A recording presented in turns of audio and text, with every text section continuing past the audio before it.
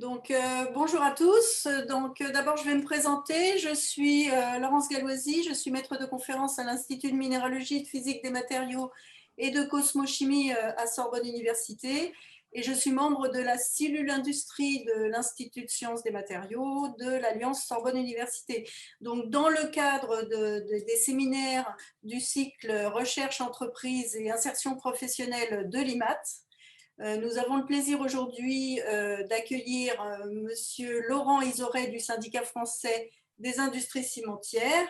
Et je vais donc animer ce troisième webinaire avec mon collègue Zoher Aboura, qui est professeur à l'Université technologique de Compiègne. Alors, juste un petit mot pour vous expliquer ce qu'est le syndicat français des industries cimentières, donc le SFIC. Le SFIC regroupe les fabricants de liants hydrauliques. Alors, les liants hydrauliques, ce sont les ciments, les chaux hydrauliques, les liants routiers ou les liants géotechniques. Donc, ce syndicat représente les intérêts de la profession auprès des pouvoirs publics et aussi auprès des partenaires sociaux de la branche de l'industrie cimentière. Donc, avant de commencer, je vais vous présenter le parcours de Laurent Isoret, qui est actuellement directeur délégué produits et recherche auprès du SFIC. Donc, Laurent Isoret a une formation de géologue et de cristallochimiste. Il est docteur de l'Université Paris 7. Il a effectué sa carrière dans l'industrie cimentière. Alors, d'abord dans le groupe Vicat. Le groupe Vicat, c'est une société cimentière française d'envergure internationale puisqu'elle est représentée dans 12 pays. Donc, il a occupé les fonctions de directeur du laboratoire central, puis de directeur de recherche procédés et produits. Donc, Laurent Isoret a ensuite dirigé des cimenteries, une au Sénégal, toujours chez Vicat, puis deux autres au Nigeria et au Honduras, cette fois dans le groupe Lafarge. Alors, Lafarge, c'est aussi un groupe cimentier français qui a récemment fusionné avec le numéro 2 mondial du secteur des ciments, qui est le groupe suisse Holcim. Donc, lorsqu'il est rentré en France, Laurent Isoret a occupé la fonction de directeur technico-commercial France, toujours chez Lafarge, avant de rejoindre donc le SFIC en 2011 comme directeur délégué à la recherche. Il a été également directeur de l'École française du béton, donc il est toujours directeur. Et il est ensuite devenu président du conseil d'administration de l'École nationale supérieure de céramique industrielle de Limoges. Et il est également président du comité technique de normalisation européenne des ciments, le comité technique TC 51. Donc, le sujet du séminaire de Laurent Isoret aujourd'hui, c'est donc les ciments bas carbone et la décarbonation de l'industrie cimentière. Pourquoi ce sujet? Bien parce que le ciment, c'est le second produit qui est le plus consommé sur Terre après l'eau. Donc ça, c'est quand même un matériau important. Et l'industrie cimentière, actuellement, elle est responsable de 8% des émissions globales de CO2 qui proviennent essentiellement de la production de ce qu'on appelle le clinker. Donc, le clinker, c'est le matériau actif qui réagit chimiquement avec l'eau et qui va former les liants hydrauliques qui vont être responsables de l'acquisition des résistances mécaniques du matériau. Donc, en équivalent, en tonnes équivalent CO2, ça représente environ 3,5 milliards de tonnes de CO2 émises. Donc, ce n'est pas une petite émission. Donc, à partir de ce constat, on a des solutions prometteuses pour réduire la proportion de clinker qui provient de la déstabilisation du carbonate de calcium, CaCO3, et donc qui, lorsqu'on le chauffe, émet donc ce CO2. Donc maintenant, je laisse la parole à notre invité et voilà, je vous souhaite. Voilà, donc je vais vous présenter ce que sont les ciments en tant que matériaux dits de grande diffusion. Ensuite, je vais vous présenter ce que sont les ciments courants en termes de procédés et de normalisation. Et puis, on fera un focus sur les ciments bas carbone. Et on aboutira ensuite sur une revue des substituts du clinker et les thématiques scientifiques associées. Alors, que sont ciment et béton, donc matériaux à grande diffusion?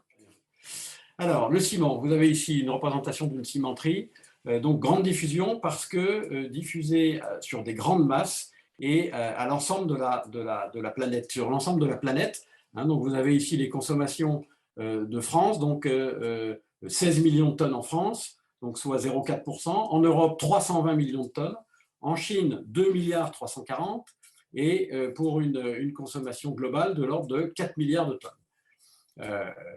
Comme c'est un matériau de grande diffusion, les coûts de production sont assez élevés, mais en coût spécifique, en fait, c'est relativement peu cher, puisqu'on a un coût de l'ordre de 10 centimes d'euros le kilo. Alors, ça fait effectivement 100 euros la tonne, et comme on en consomme plusieurs dizaines de tonnes pour un chantier, ça peut faire relativement cher, mais en coût spécifique, on est à 10 euros le kilo.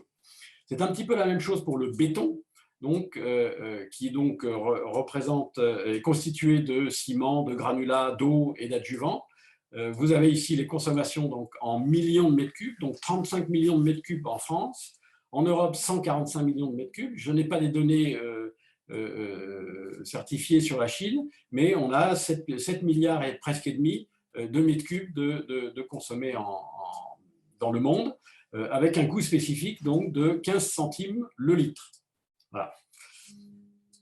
Alors, sur ces matériaux en grande diffusion, eh bien, comme ils sont utilisés pour faire de la construction, aussi bien des bâtiments que des ouvrages d'art et de l'infrastructure, eh bien, on prévoit entre 2010 et 2050 une évolution qui représente x2 en termes de volume.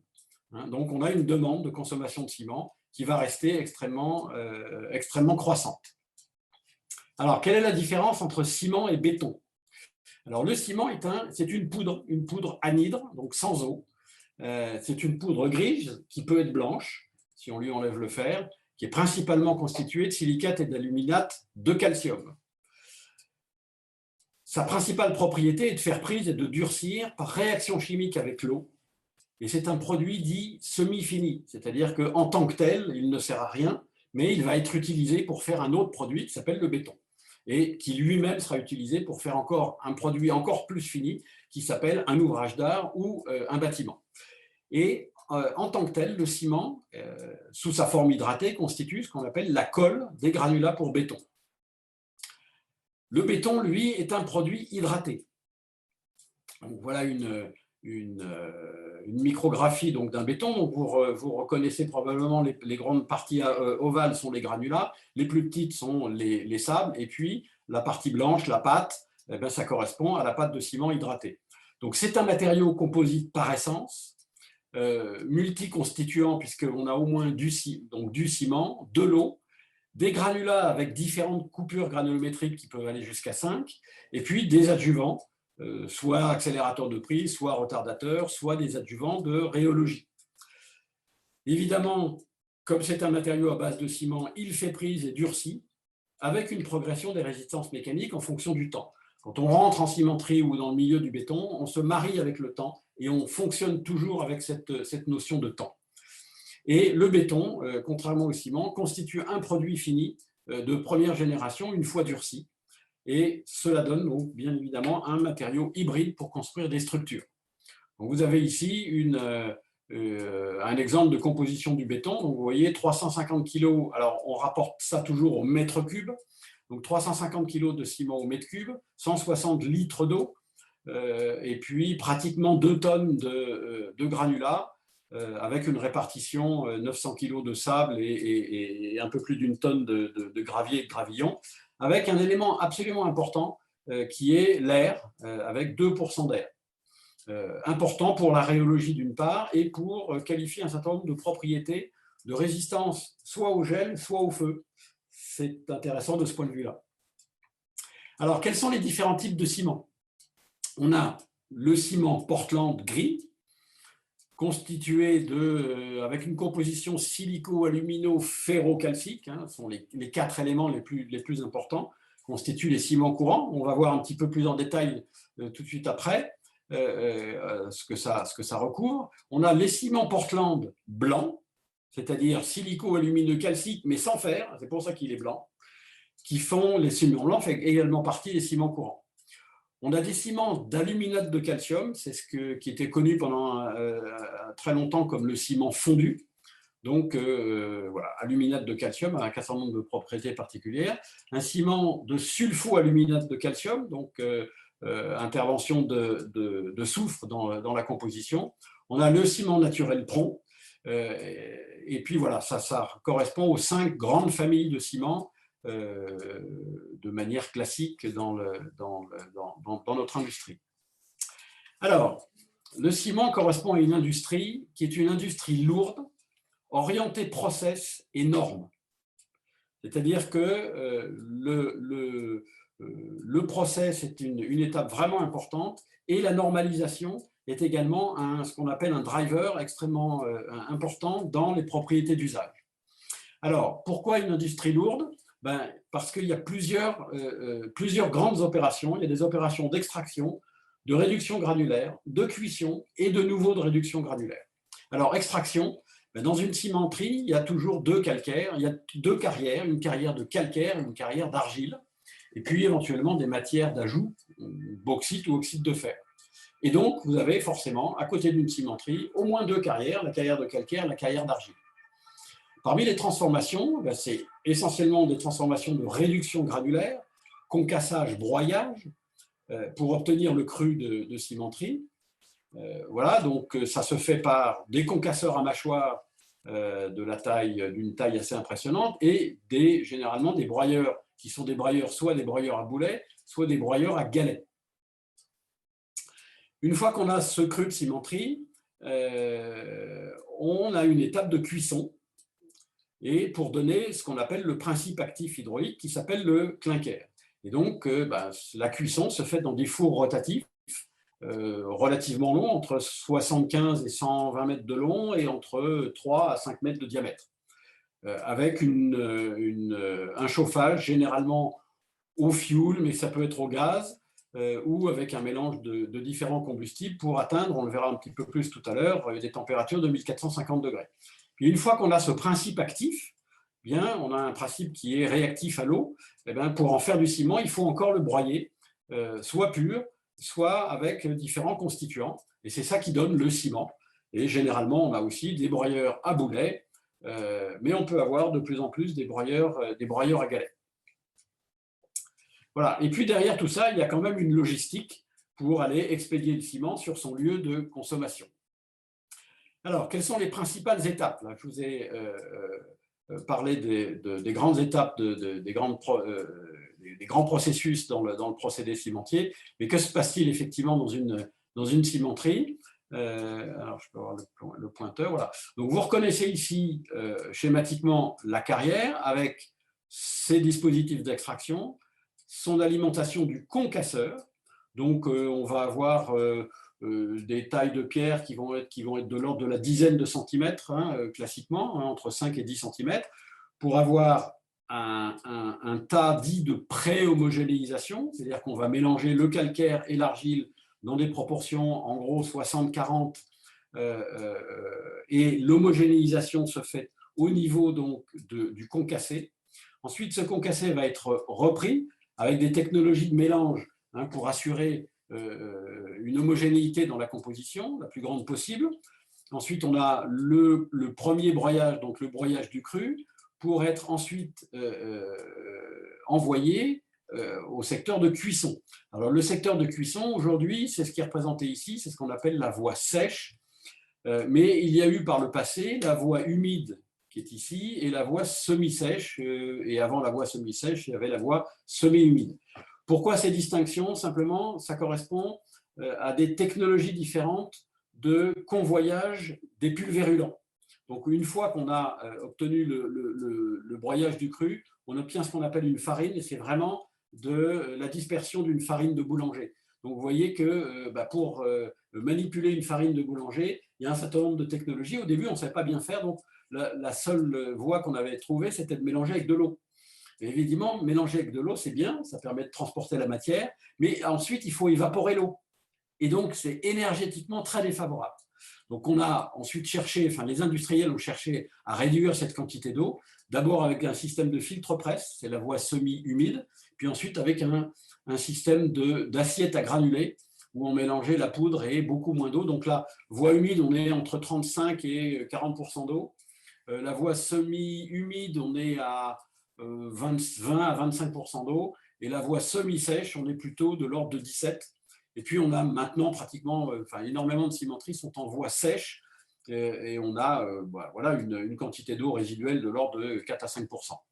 Voilà. Et ensuite, la partie cuisson, donc dans le four rotatif que vous reconnaissez ici, on produit le clinker qui va évidemment être refroidi par un système de refroidisseur à air. On va souffler de l'air sur les granules de clinker qui sont ensuite stockés pour être repris ensuite pour faire le ciment. Vous voyez ici le broyeur à ciment avec un certain nombre de ce qu'on appelle des ajouts, donc des constituants principaux autres que le clinker, et pour être ensuite stockés dans différents silos en fonction de la qualité, et ensuite ici expédiés vers le lieu d'utilisation. Donc, vous imaginez bien que la fabrication du ciment correspond à une consommation électrique intensive, concassage, broyage. Un broyeur à boulets, ça fait 500 tonnes. Hein. Il y a 250 tonnes de boulets, donc il faut les bouger. Hein, la matière est quasiment négligeable. Mais un four à ciment, c'est 2000 tonnes. Et il y a 800 tonnes de matière en permanence dans le tube. Voilà. Et ensuite, même chose pour le broyeur à ciment, 250 tonnes. Voilà, il faut bouger tout ça. Donc, consommation électrique intensive et puis consommation thermique également intensive, puisqu'on va le voir tout de suite, les températures de clinkerisation montent jusqu'à 1450 degrés. Donc, quelles sont ces réactions de clinkerisation? Voilà, donc on a une montée progressive en température qui commence par la déshydratation et déshydroxylation des argiles. Ensuite, on va avoir la décarbonatation du calcaire et puis les réactions de combustion qui elles-mêmes vont produire du CO2. Donc, on distingue ici le CO2 de décarbonatation du CO2 de combustion. Voilà un petit peu comment ça se passe. Donc, vous avez de gauche à droite la progression dans le four. Donc, on entre dans le four à gauche et on en sort à droite. En rouge, vous avez la progression des températures. D'accord? Donc, vous voyez qu'on monte jusqu'à 1450 degrés.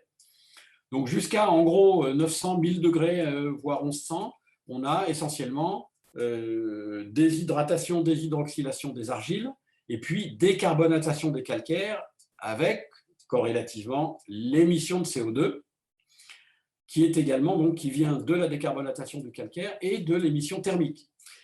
Et donc, il y a production d'oxydes réactifs, hein, que ce soit l'oxyde de calcium ou les oxydes de silicium, d'aluminium et de fer.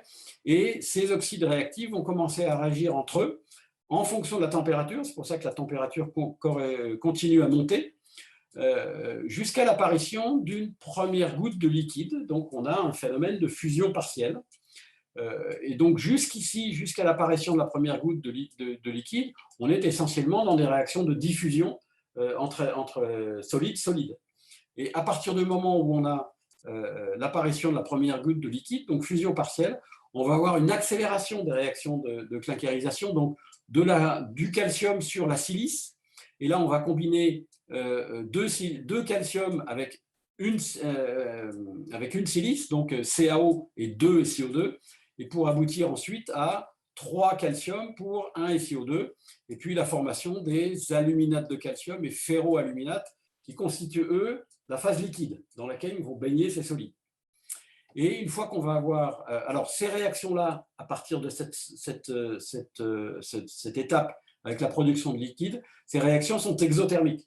Donc, tout le professionnalisme du cuiseur, ça va être effectivement de tenir compte, de pouvoir gérer ces combustibles de manière à ne pas avoir un emballement des températures et rester à des températures de l'ordre de 1400-1450 degrés. Et puis ensuite, on a ici ce qu'on appelle une trempe, donc pour un refroidissement brutal, pour obtenir un matériau praticable. Voilà, donc une tonne de clinker aujourd'hui représente 806 kg de CO2, avec la répartition suivante, donc 40% de CO2 issus de la combustion et 60% issus de la décarbonatation du calcaire. Alors tout ça, on a donc du clinker, qui est le principe actif hydraulique des ciments. Mais ça ne suffit pas pour faire du ciment. Le ciment le plus simple est ce qu'on appelle le ciment de type CEM 1, c'est du clinker et du gypse. Et avec le temps, on a appris à combiner d'autres constituants principaux que le clinker, des constituants non hydrauliques, et le chef de file, c'est le calcaire, et puis des constituants à hydraulicité dite latente, que sont le laitier d'eau au fourneau et les cendres volantes calciques. J'y reviendrai un petit peu tout à l'heure. Et puis les constituants dits pouzzolaniques, avec les pouzzolanes naturelles, les cendres volantes, les argiles calcinées, les schistes calcinés et les fumées de silice. On a ensuite, alors ces constituants principaux sont de 6 à 100% en masse. Il y a des constituants secondaires de 0 à 5% en masse, qui sont des constituants qui font déjà partie du procédé cimentier, c'est-à-dire qu'on va aller chercher éventuellement du calcaire, du laitier, des cendres ou de la poussière de four, parce qu'il y a toujours des films de cuisson qui sont émises, qui peuvent être des activateurs très intéressants. Donc on met ces constituants secondaires également dans la constitution des ciments, et puis toujours un régulateur de prise en tant que sulfate de calcium, qui peut être du gypse, de l'anhydrite, mais également du semi-hydrate, ne serait-ce que parce que, même si vous mettez uniquement du gypse, dans un broyeur à boulet, il y a 250 tonnes d'acier qui tournent, on a rapidement une élévation de température et on dépasse la température de stabilité du gypse, donc il va se décomposer principalement en semi-hydrate, donc en basalite, et on va avoir besoin de gérer tout ça. Et donc le ciment, c'est quoi? Eh bien, ce sont tous ces constituants principaux et secondaires qui vont être associés en combinaison binaire, clinker plus autre chose, ternaire, clinker plus deux autres choses, et complétés par les constituants secondaires associés dans tous les cas au sulfate de calcium pour éviter ce qu'on appelle une prise flash.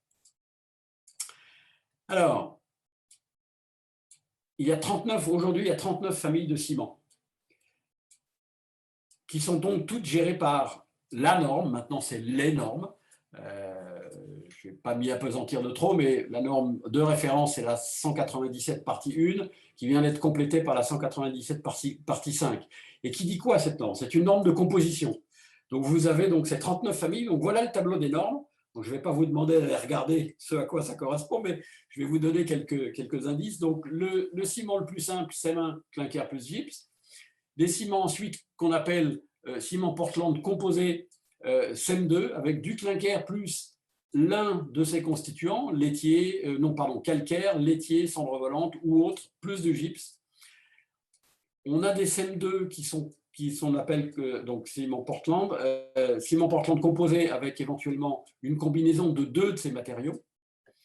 Ensuite, on a des ciments de type CEM3 qui sont là aussi des ciments binaires, clinker plus uniquement du laitier.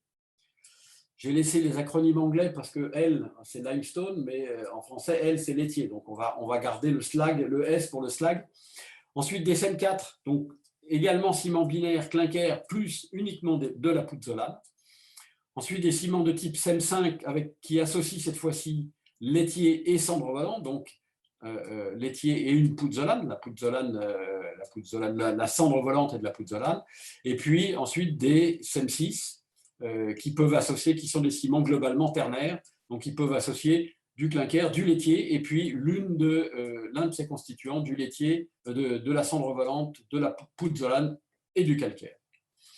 Donc, les premiers correspondent à la norme 197.1, et puis ces deux derniers qui sont encadrés au rouge donc, sont des extensions de composition qui viennent d'être acceptées au niveau européen, donc avec un complément normatif.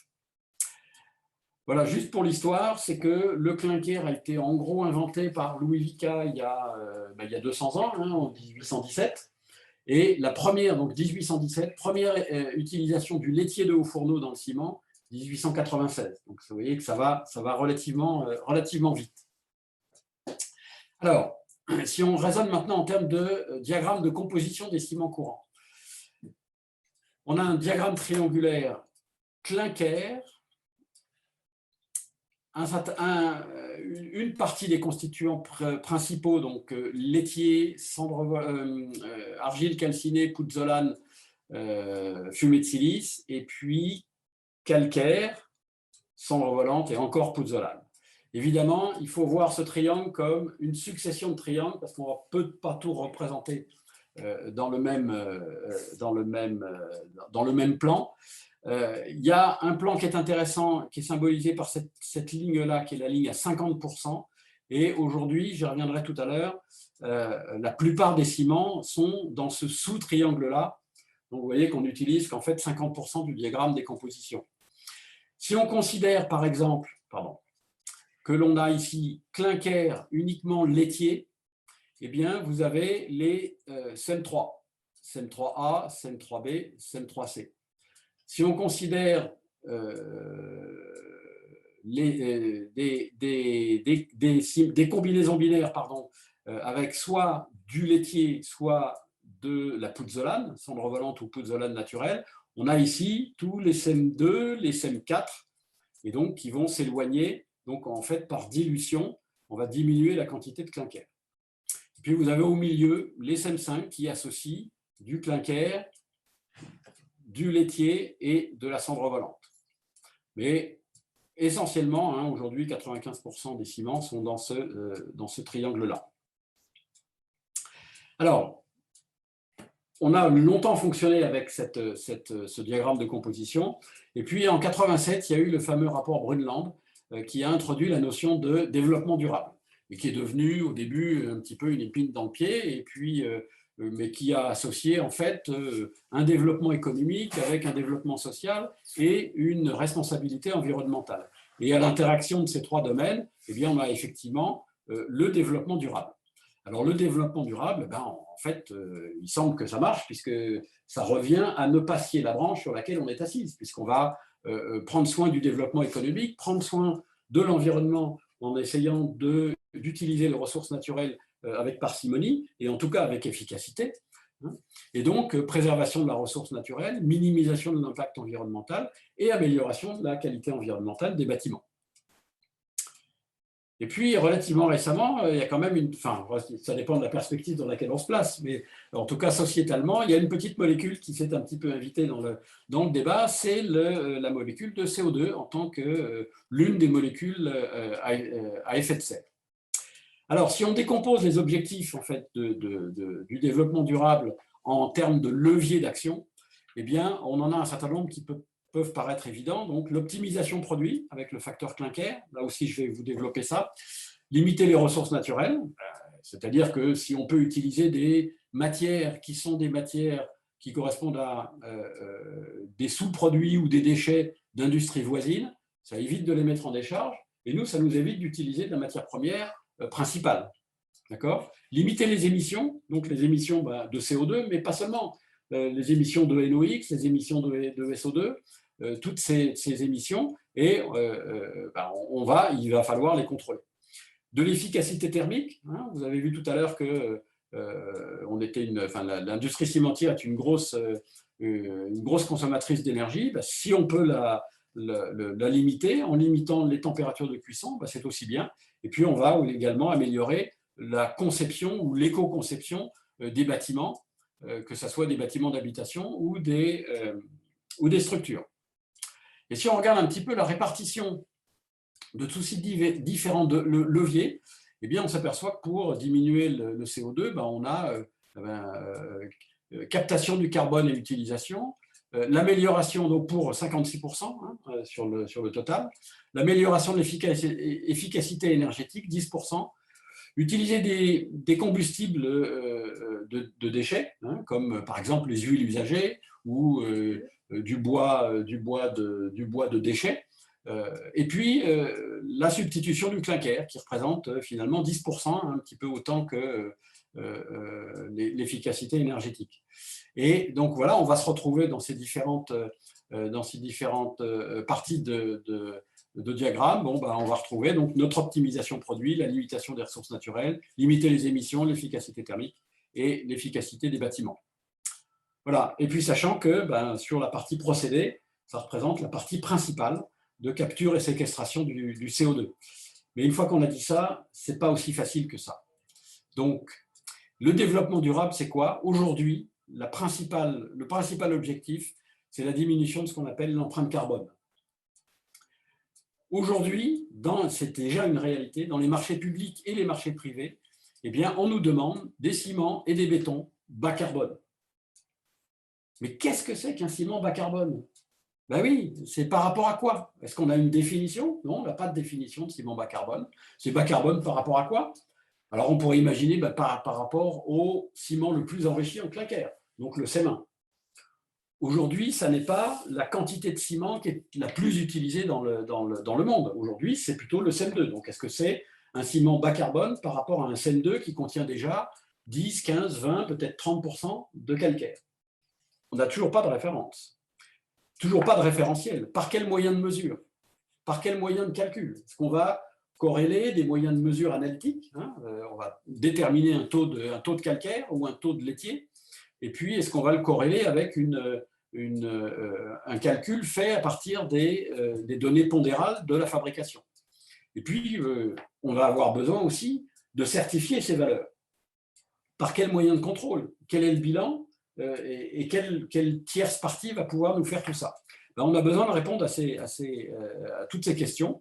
Et ben, pour l'instant, la seule réponse possible, c'est la diminution globale des émissions de CO2, que je qualifierais de génétique et de spécifique. Génétique par rapport au process et spécifique par rapport au produit. Et c'est bien là où je veux en venir. Donc, béton et ciment bas carbone. Donc, pour la partie 1, ciment. Et donc, très logiquement, à partir d'une cimenterie, ben, on va avoir deux grandes voies de diminution des émissions de CO2. Hein, la voie process, capture et séquestration, et la voie produit. Et on a vu tout à l'heure que la voie process représente la plus grande partie, la plus grand gisement de progrès, et la voie produit, c'est jamais que 10%. Sauf que sur la voie process, c'est très intéressant, tout le monde s'y met, l'Inde, le Brésil, l'Égypte, l'Europe. On a notamment des grandes institutions européennes, notamment allemandes, qui s'intéressent qui ont des projets de captation du CO2. Alors, par exemple, en maximisant l'émission de CO2 pour pouvoir le mieux capter. Le seul problème, c'est qu'une fois qu'on a capté le CO2, on peut peut-être le purifier, mais on ne sait pas bien ce qu'on va en faire. Et donc, il y a une grande faiblesse dans la voie process, c'est que les progrès sont à moyen ou long terme, c'est-à-dire entre 5 et 15 ans. On ne va peut-être pas pouvoir attendre jusque-là. Et puis ensuite, une fois qu'on a capté le CO2, pour en faire quelque chose d'utile, c'est énergétiquement très défavorable. On a besoin de plusieurs gigajoules pour transformer le CO2. Sauf une innovation de rupture imprévue, mais on l'attend toujours. Et donc, la deuxième voie, c'est la voie produit, et là, qui nécessite recherche et normalisation, un aller-retour entre les deux. Ça ne paraît pas forcément intuitif comme ça, une recherche et normalisation, mais c'est extrêmement impliqué. Donc, je vous avais parlé tout à l'heure de la norme de base 197.1, une nouvelle norme 197.5, voilà, à l'échelon européen, à l'échelon français, et puis en préparation, la norme 197.6 qui va reconnaître comme constituant principal, autre que le clinker, les fils de béton recyclé. Et donc là, la force, c'est le progrès à court terme. Si on y met les moyens, en 2 à 3 ans, on a une norme et on va pouvoir mettre des nouveaux produits sur le marché. Donc, c'est ce qu'on va faire. Alors maintenant, comment calcule-t-on une empreinte carbone? Parce que si on veut parler de béton bas carbone, il va falloir commencer à parler chiffres. Donc, vous reconnaissez ici le procédé cimentier avec l'extraction à la carrière, donc essentiellement de la consommation de fuel et de la consommation électrique, la pré-homogénéisation consommation électrique, broyage du cru, consommation électrique, homogénéisation du cru, consommation électrique. On arrive dans le vif du sujet, la cuisson, donc la calcination et la décarbonatation. Et donc là, on a en gros 262 kg de CO2 par tonne de produit et 529 kg de CO2 par tonne de produit qui constituent les 2 tiers, 1 tiers dont je vous parlais tout à l'heure par rapport au clinker, avec, pour bouger tout cet ensemble-là mécanique extrêmement lourd, eh bien, de l'ordre de 15 kg d'équivalent CO2 par tonne de produit. Et donc, vous avez voilà, 33, 65 et 2. Donc, vous avez 100% de CO2 qui est émis à ce niveau-là. en tenant compte donc de la consommation électrique. Et donc, vous retrouvez vos 806 kg de CO2 par tonne de clinker. Et puis derrière, il y a encore, on a le clinker, mais il faut encore fabriquer le ciment. Donc il y a encore du kilowattheure, il y a encore les autres constituants principaux, autres que le clinker. Et donc, on en a tenu compte. Et évidemment, ils ne sont pas à cette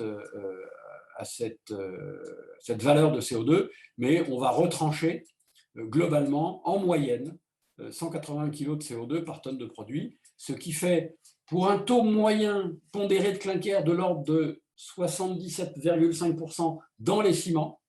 Encore une fois, c'est en moyenne, puis on verra tout à l'heure dans les slides qui vont suivre que la notion de moyenne n'a pas grand sens, en fait, mais une empreinte moyenne de CO2 du ciment, hein, pas du clinker, mais du ciment, de l'ordre de 624 kg de CO2 par tonne de ciment. Alors, comment on calcule cette empreinte? Eh bien, on prend en compte l'empreinte de chacun des constituants, ainsi que celle du procédé, par une petite formule assez simple, hein, la somme de I à N, I commençant à 1, de la proportion pondérale de chacun des constituants dans le produit, son empreinte CO2, et puis une empreinte carbone globale rapportée, donc correspondant à la consommation électrique. Hein. En gros, on compte 0,1 kg de CO2 par kilowattheure. Donc c'est facile parce qu'on mesure très bien le kilowattheure et donc on peut facilement calculer cette empreinte. Donc pour un ciment de type CEN2 binaire, donc clinker plus calcaire à 15% de calcaire, c'est-à-dire 79% de clinker, 15% de calcaire et 6% de gypse, ben, vous avez la décomposition. Donc voilà, 79% fois la teneur en CO2 du clinker, la même chose pour le calcaire, donc 15% de calcaire et son empreinte carbone, 6% de gypse, son empreinte carbone, plus le procédé, et on aboutit à 642. Alors, si je généralise ça à différentes compositions de ciment, ben vous voyez que voilà, on a ici donc les différentes catégories de ciment. Donc CEM1, c'est-à-dire 94% de clinker et 6% de gypse. Un ciment au calcaire, donc le même que tout à l'heure, on va retrouver les 642. Un ciment au calcaire, mais avec 25% de calcaire au lieu de 15. Un CEM4 avec de la pouzzolane. Un CEM5, donc laitier et cendre volante. Un CEM3 avec du laitier. Donc ici 46% de laitier, un CEM3 avec 35% de laitier, et ici 55%, et puis un ciment de type LC3. Voilà. Et donc on a refait le même calcul. Donc vous voyez que on va de, alors la plus basse valeur est de 268 kg de CO2 par tonne de ciment à 764. Et si on regarde un petit peu quelle est la logique de cette évolution, eh bien, la logique, elle est là. Hein, elle est en proportion de la teneur en clinker dans le ciment. Et donc, on a une évolution assez sympathique. Hein, pratiquement tous les points se distribuent autour d'une droite. Alors, sauf ici, ce point qui correspond au CEM4, donc avec de la pouzzolane. Alors, il n'est pas grâce à la pouzzolane, c'est que simplement, on a pris une valeur plus faible sur le clinker. Parce que c'est un clinker qui utilise beaucoup plus de matière de substitution que le clinker normal, et donc il a une empreinte carbone plus faible. Mais bon, ce qui est à retenir ici, c'est que l'empreinte carbone est d'autant plus faible qu'on a moins de clinker dans le ciment.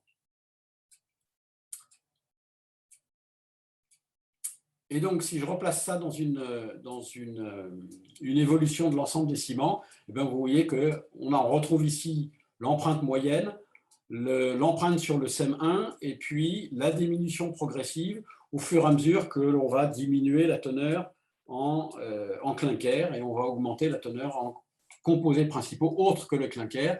Et vous avez ici le domaine d'empreinte carbone des deux nouveaux ciments qui correspondent à la dernière norme qui vient de paraître, c'est-à-dire la 197.5. Voilà, donc l'empreinte carbone des ciments, globalement proportionnelle à la teneur en clinker, et gamme qui va donc forcément s'élargir. Et où sont ces ciments? Alors, je reprends mon diagramme ici, avec toujours la limite à 50%, qui correspond à ce qu'on appelle les ciments dits Portland. Hein, dans un ciment Portland, on va donc utiliser du clinker Portland, donc silico-alumino-ferrocalcique. et il faut qu'il y en ait plus de 50%. Sinon, s'il y en a moins de 50%, la notion de constituant principal perd tout son sens. Donc, d'où l'intérêt de cette limite. Et comme je le disais tout à l'heure, ce triangle-là correspond à 95% des ciments qui sont produits et utilisés aujourd'hui. Si on se place maintenant dans le cadre des nouveaux ciments et qu'on prend une valeur clinker Q pour argile calcinée et calcaire, eh bien, on a de nouvelles gammes de ciments et qui s'appellent donc les LC3, donc les Limestone Calcine Clay Cement, donc qui associent limestone, calcaire, calcine clay, et donc évidemment du clinker, mais avec pile 50% de clinker, ce qui nous pose un petit problème parce que c'est la formulation la plus pertinente et la plus performante, qui va se situer à l'interaction, à la limite de composition de deux, voire de trois domaines de ciment normalisés. Et donc ça nous pose un problème parce qu'il y a une fluctuation naturelle de composition qui est inhérente au procédé de fabrication. On ne sera jamais exactement sur ce point-là. Donc, on va se balader dans le petit rond pointillé. Et donc, il y a un risque d'être un petit coup dépendant de la norme des SEM6 et puis le coup d'après, dépendant de la norme des SEM4 ou des SEM2C. Donc, on a un petit problème. Donc, on va essayer de se mettre ici tout en conservant les bonnes proportions rapport 1/2 entre l'argile calcinée et le calcaire. Et donc, vous voyez qu'en fait, la tendance évolutive, c'est celle de cette flèche. Donc, on va partir du pôle clinker et puis essayer de s'en éloigner le plus possible pour aller utiliser tout ce domaine de composition qui reste aujourd'hui largement inutilisé. Et je vous présente ce diagramme parce qu'il représente un petit peu la pierre angulaire de notre évolution. C'est-à-dire, je vous ai présenté ce diagramme par rapport à la norme actuelle qui est une norme de composition, avec ses limitations, avec ces nouveaux ciments qui sont à la limite de deux compositions. Est-ce qu'il ne faudrait pas qu'on évolue vers une norme plus performantielle de manière à libérer le caractère normatif de l'aspect compositionnel des ciments? C'est une question, on n'a pas de réponse encore, mais ça fait partie des challenges qui nous animent. Donc, en synthèse, voilà, la charge CO2 du ciment vient de sa genèse. Il y a le CO2 issu de la décarbonatation du calcaire et de la combustion, et que c'est un procédé gourmand en énergie pour la cuisson et pour le broyage. Je vous rappelle qu'on a besoin du broyage à la fois pour la partie crue avant la cuisson, et puis pour la partie cuite pour fabriquer les clinkers. Donc, industrie lourde, très consommatrice en énergie. Et donc, tout naturellement, les ciments bas carbone vont viser à minimiser, comme on le disait tout à l'heure avec le diagramme, la teneur en clinker par la prise en compte des substituts, la minimisation de l'intensivité énergétique, et puis, si possible, la captation du CO2 à la cheminée avec sa séquestration et son utilisation la moins énergétique possible. Voilà, donc les ciments classiques ont maximisé la proportion des constituants principalement en mélange binaire parce qu'on était prudent, parce que, comme on ne l'a pas vu, mais il se trouve que si la teneur en CO2 est proportionnelle à la teneur en clinker, la performance, elle est aussi proportionnelle à la teneur en clinker. Aujourd'hui, si on appelle le clinker le principe actif, c'est que c'est lui qui va délivrer les résistances. Donc, c'est vraiment un challenge pour l'industrie cimentière d'enlever du clinker, pour le remplacer par des équivalents qui vont, on espère, fabriquer aussi de la résistance mécanique. Et donc, les ciments bas carbone vont nécessairement optimiser ce que j'appelle les coopérations positives entre les matériaux ou entre les éléments chimiques. Et puis, peut-être avons-nous aussi quelque chose à apprendre du biomimétisme pour la structuration fonctionnelle et performantielle de nos matrices cimentaires. Et donc, les matériaux de substitution. Alors, ces matériaux de substitution au clinker ont toujours constitué la thématique d'interaction de recherche-industrie. Si je voulais brosser un petit peu de manière provocative la recherche cimentière d'hier, depuis les années 50 jusqu'aux années 2000, eh bien, on a eu l'appréhension scientifique du phénomène d'hydraulicité qui a commencé avec Le Châtelier, hein, qui a donné la première théorie de dissolution-précipitation. Et ensuite, ça a été repris par André Nona à l'Institut Carnot de Bourgogne, qui a fortement structuré notre profession, en expliquant pourquoi le ciment faisait prise. Parce qu'en fait, jusqu'à André Nona, on ne savait pas trop. On savait qu'il y avait des hydrates, mais on ne savait pas bien comment tout ça se fonctionnait. Puis après, il y a eu les études très fines de cristallochimie de la structure des hydrates, parce que les hydrates sont donc des silicates de calcium hydratés, donc avec une cristallinité plutôt assez mauvaise. Et donc, l'outil de base, c'était quand même l'analyse chimique. Puis ensuite, ça a été la diffraction de rayons X, très peu pertinente pour les matériaux mal cristallisés. Et donc, en particulier sous l'impulsion de Jean-Baptiste Despinoz, on a eu beaucoup d'études en RMN du solide. Ensuite, on a eu toutes les études de cohésion, l'origine de la cohésion avec la modélisation moléculaire. En fait, les points de contact entre les hydrates sont d'une énergie relativement faible, mais comme ils sont multipliés par milliards, voire dizaines de milliards, eh bien, c'est avec ces points de liaison faibles que l'on va construire des structures, hein, des centrales nucléaires, des barrages, des bâtiments, voilà, avec les milliards de points de contact. Et puis, je dirais encore plus fort, la structure et la dynamique de l'espace poreux. D'accord ? Avec la stéréologie, la topologie, non pas des pleins, mais des vides. Et pourquoi c'est ça ? Pourquoi c'est important ? Et ça a été fait sous l'impulsion de Pierre Levitz, parce que ça va conditionner les propriétés de transport. Le béton est un matériau poreux, il va donc être soumis à diverses agressions dont on va pouvoir contrebalancer les effets en agençant l'espace poreux et donc en diminuant l'espace poreux et en essayant justement d'organiser cet espace poreux tout en le minimisant. La recherche cimentière d'aujourd'hui, eh bien, on va chercher les substituts du clinker. Donc, vous avez ici, encore une fois, une vue de l'intérieur d'un four avec la matière en cours de cuisson, donc 1450 degrés, qui tombe dans le refroidisseur. Une micrographie, pas de très bonne qualité, mais qui vous montre la partie liquide en clair ici, donc qui représente ce qu'on appelle la phase interstitielle, donc les aluminates et les ferroaluminates de calcium, et puis les cristaux de silicate bicalcique et tricalcique. Eh bien, il va falloir trouver des matériaux de substitution pour venir remplacer ce composant actif que constitue le clinker pour aller former, par hydratation, des silicates de calcium hydratés. Alors, depuis 1988, le SFIC, l'ATIL à l'époque, avait généré des thématiques de recherche pluridisciplinaires, donc guidées par les relations structure-propriété, avec en particulier donc, la structure des minéraux à l'hydre et leur réactivité à l'eau, la stabilité des hydrates, une fois qu'on en a connu la structure, stabilité des hydrates en environnement agressif, pour comprendre les phénomènes de durabilité et éventuellement les mécanismes de dégradation pour pouvoir lutter contre eux. Alors, quand je dis environnement agressif, eh bien, l'atmosphère est un environnement agressif pour le béton, avec le CO2. Donc, on doit lutter aussi contre la pénétration du CO2, mais aussi la pénétration des sulfates qui sont dans le sol, et bien comprendre tous ces mécanismes de dégradation pour pouvoir trouver des solutions palliatives.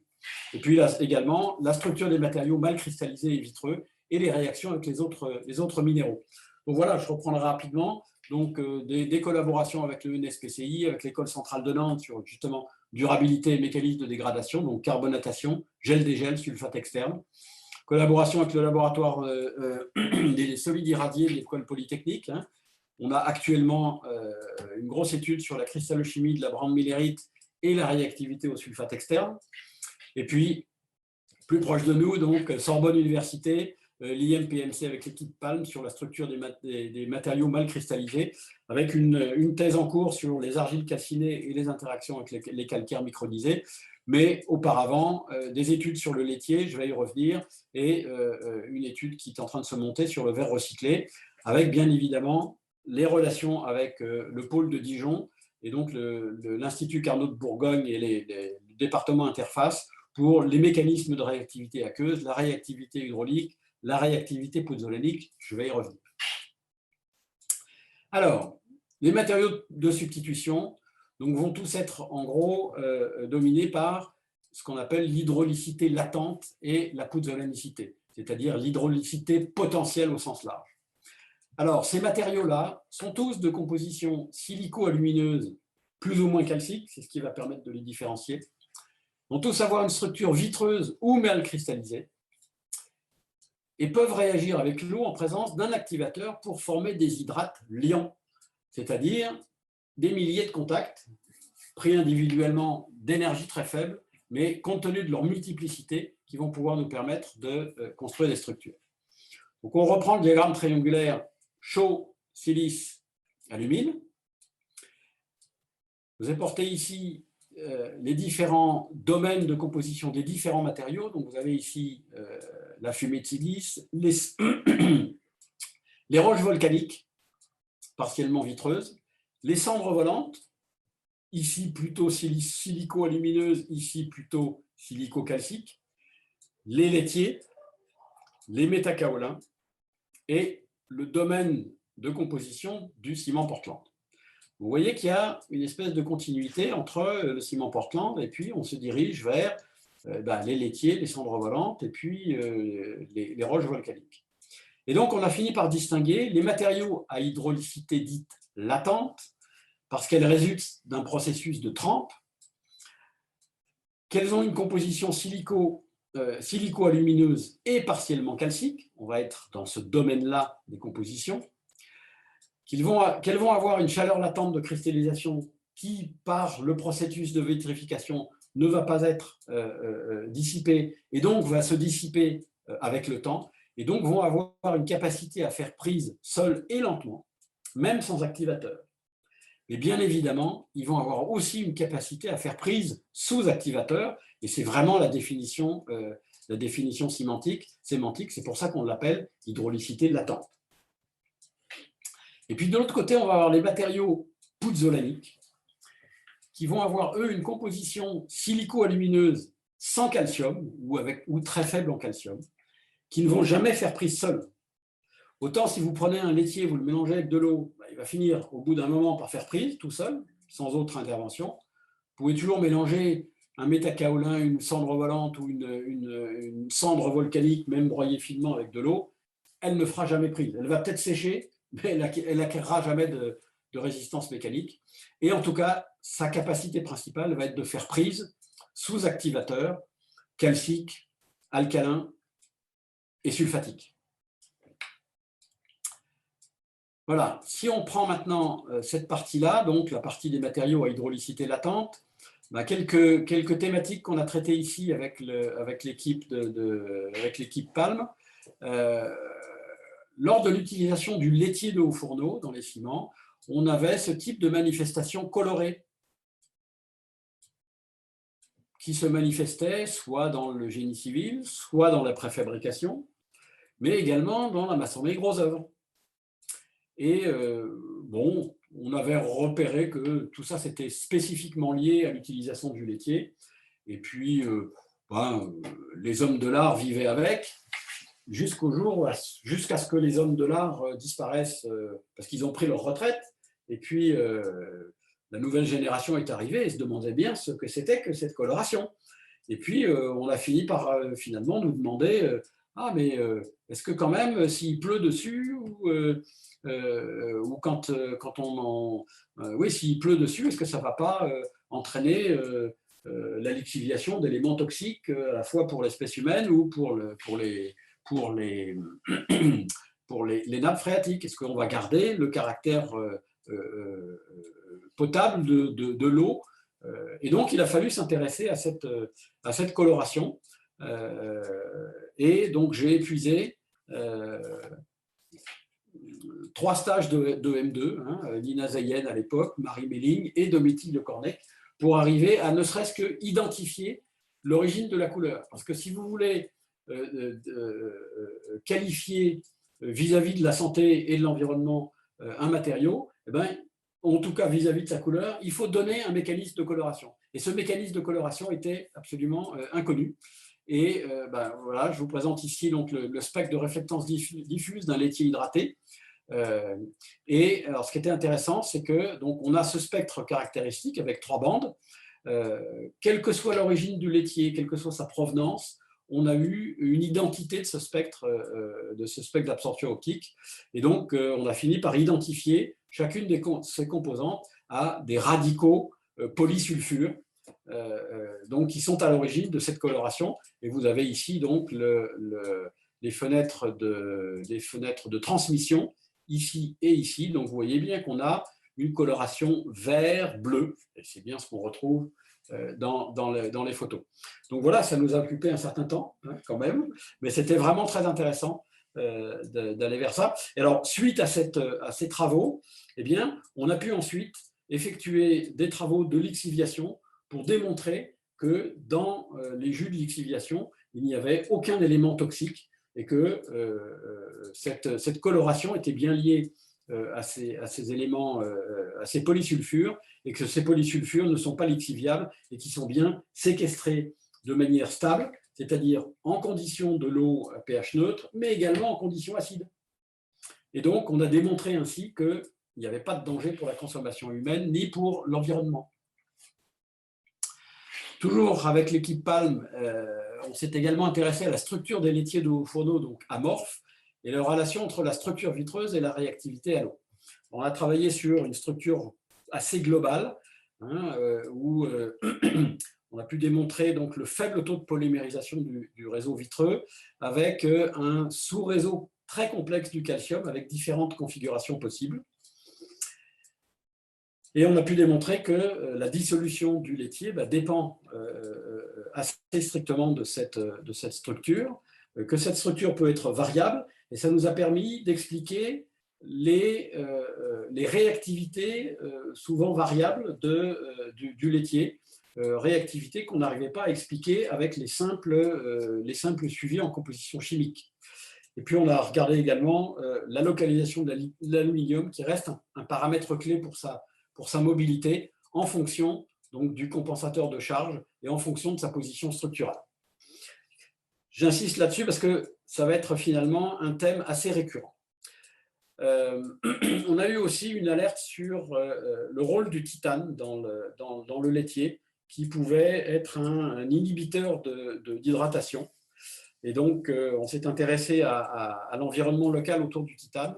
Et par un certain nombre de mesures donc en Xanès et Exaf, on a montré que le titane, l'environnement du titane donc, est principalement pentacoordonné, même s'il existe des tétracoordonnées ou de l'octacoordonnées.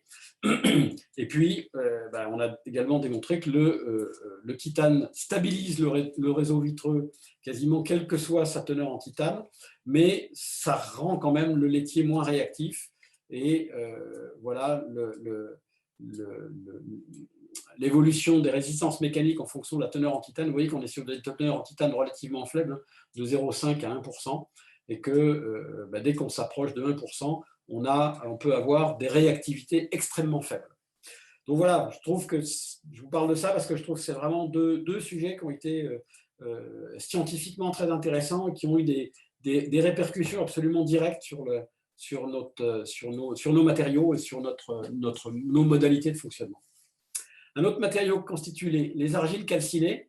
Donc, on va situer ici au niveau donc, des métakaolins. Donc là, on n'est plus sur un matériau à hydrolicité latente, mais sur un matériau clairement pouzzolanique. Et on s'intéresse donc à la déstructuration thermique de la kaolinite, hein, avec une calcination très spécifique, avec un domaine de température relativement restreint, entre 700 et 800 degrés. Et cette calcination provoque un désordre structurel qui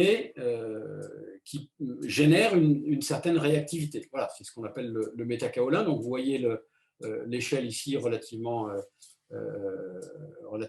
avec des tailles de particules relativement faibles.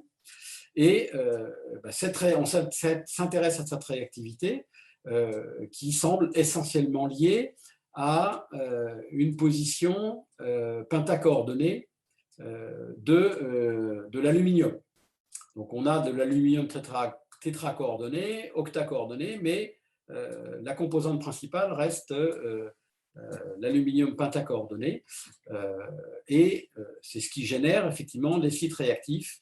Mais surtout, on s'est rendu compte qu'on allait avoir une réactivité très forte de l'aluminium avec le carbonate de calcium micronisé, c'est-à-dire avec des tailles de particules de 5 microns et moins, pour aller former ce qu'on appelle des carboaluminates hydratés.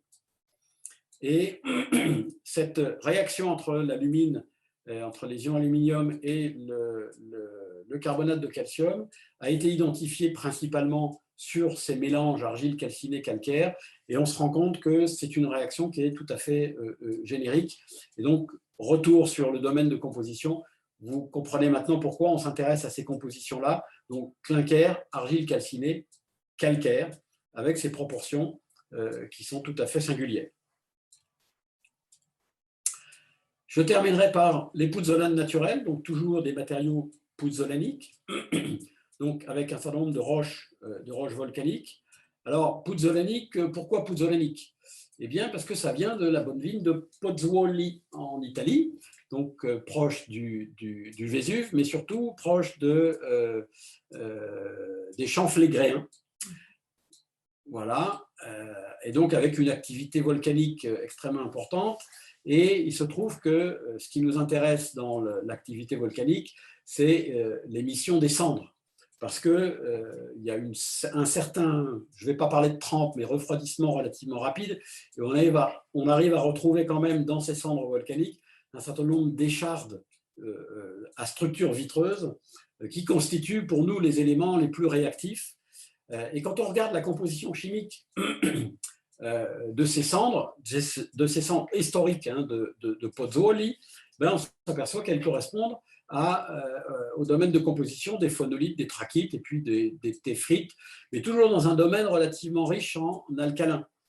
Et ça, c'est important parce que ça va nous ouvrir, nous dépolymériser le réseau vitreux avec donc des compensateurs de charge, et on revient à la relation entre les alcalins et la position structurale de l'aluminium pour favoriser les relations entre l'aluminium et le carbonate de calcium, de manière à favoriser cette formation de carboaluminate.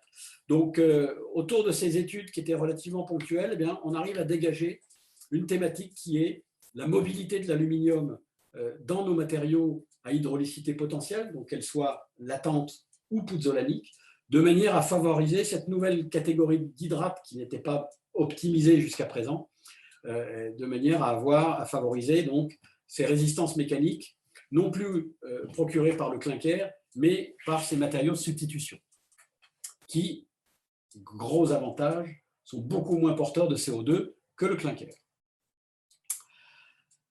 Voilà, je terminerai par un peu de prospective dans un monde qui change très récemment et très rapidement. Donc, on a eu une crise environnementale suivie d'une crise énergétique, en particulier par la guerre en Ukraine, qui commence à mettre des menaces sur les approvisionnements en combustible. Et donc, on est tout à fait fondé à se poser la question de la viabilité industrielle. Le CO2, captation directe à la cheminée, on a vu que la constante de temps n'était peut-être pas tout à fait celle qu'on attendait, ou en tout cas celle qui va nous être imposée par l'évolution du monde. En revanche, minimiser le CO2 par la maximisation des substituts au clinker et donc les matières de substitution et favoriser la réactivité, on est bien dans notre cœur de métier. Alors je sais que ça ne représente que 10% des économies possibles, mais il faut bien commencer par quelque chose.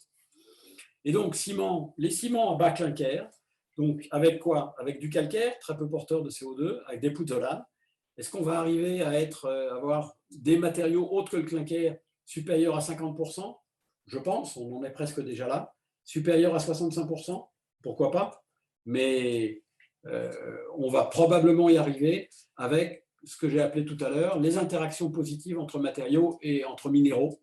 Donc, on a déjà les ciments de type LC3, donc des mélanges clinker, argile calcinée, calcaire, et on est en train de lancer des recherches sur les mélanges clinker, pouzzolane, calcaire, de manière à favoriser le même type de réactivité. On regarde également les matériaux pozzoléniques sous activateurs minéraux. Il y a différentes quantités d'activateurs minéraux. Et là, peut-être on pourrait rêver des ciments à seulement 25% de clinker et pourquoi pas à 0% de clinker. Pour autant qu'on arrive à activer leur réactivité. On explore aussi les solutions clinker basse température, et ça c'est le domaine des sulfoaluminates de calcium, qui ont perdu un petit peu de leur superbe, qui avaient beaucoup de promesses, mais qui finalement n'ont pas tenu leurs promesses en termes de résistance à long terme. Donc on a beaucoup de mal à avoir des performances tout à fait satisfaisantes.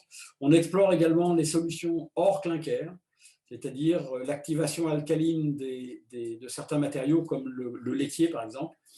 Il y a la solution des géopolymères, alors, qui n'est pas forcément une solution parce que l'activation alcaline, on a besoin des alcalins. Pour faire des alcalins, on a besoin de calciner le carbonate de sodium. Et donc, là aussi, la calcination du carbonate de sodium, c'est aussi 1450 degrés. Et donc, voilà, on peut toujours dire on fait des ciments sans four et sans cheminée. Oui, mais simplement, on a juste évité de rapporter la cheminée dans